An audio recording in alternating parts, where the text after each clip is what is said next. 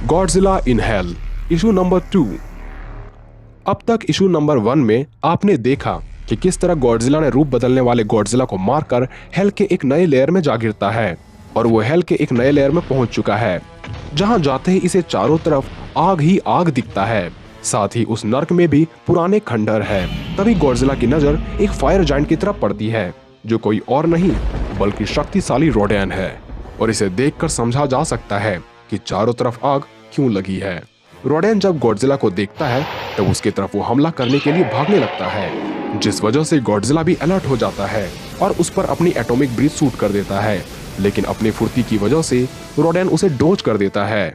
इस प्रकार गॉडजिला का एटॉमिक ब्रीथ बेकार चला जाता है। उसके बाद रोडेन वापस घूमकर गॉडजिला पर अटैक करने के लिए आने लगता है, लेकिन गॉडजिला इस बार तैयार था। उसने अपनी पूंछ से रोडेन को इतनी जोरों से मारा कि रोडेन काफी दूर जाकर गिरता है।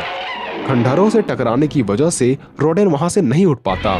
फिर गॉडजिला को एक नया एंट्रेंस दिखाई देता है और उस एंट्रेंस में गॉडजिला आगे बढ़ता चला जाता है, और जैसे ही वो वहां पहुंचता है उसका सामना एक ऐसे खूंखार मॉन्स्टर से होता है जो कोई और नहीं बल्कि खूंखार एंगिरस था। एंगिरस की ताकत को आप ऐसे समझ सकते हैं कि इसने मूवी में गॉडजिला को भी लगभग हार के कगार पर ला दिया था। खैर, नर्क में अब दोनों आमने सामने आ जाते हैं। दोनों एक दूसरे को देखकर काफी गुस्से में आ जाते हैं और ये एक दूसरे से लड़ने के लिए तैयार हो जाते हैं।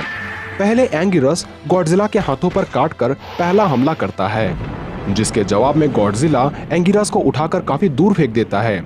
एंगिरस के जमीन में टकराव की वजह से वहां काफी बड़ा सुराख हो जाता है, क्योंकि गॉडजिला ने उसे इतना जोरों से पटका था, जिस वजह से एंगिरस अब उठने की हिम्मत नहीं कर पाता।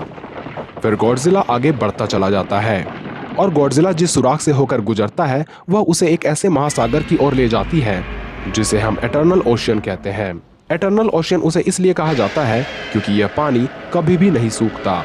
पर उस महासागर में पहुंचते ही गॉडजिला को अपने सामने एक विशालकाय वाटर मॉन्स्टर दिखता है।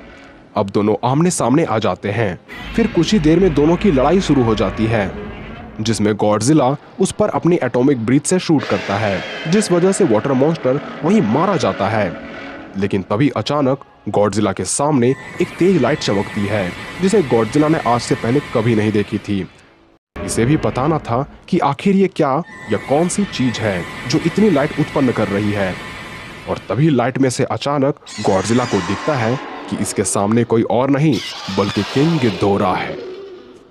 डेविल किंग को देखते ही गॉडजिला काफी चौंक जाता है, पर गॉडजिला कुछ भी सोचता तभी किंग गिदोरा उस पर अटैक कर देता है और उसके बाद फिर गॉडजिला के चारों तरफ बवंडर आने लगता है, जिसमें गॉडजिला डूबता चला जाता है। और यहीं पर इशू नंबर 2 समाप्त होती है।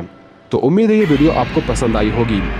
तो वीडियो में आगे बने रहें, क्योंकि हम जानेंगे कि गॉडजिला आखिर उस पानी में डूबने के बाद वो कहाँ जाता है। क्या गॉडजिला खुद को हेल से बाहर निकाल पाता है या फिर वो हेल के एक नए लेयर में प्रवेश करता है।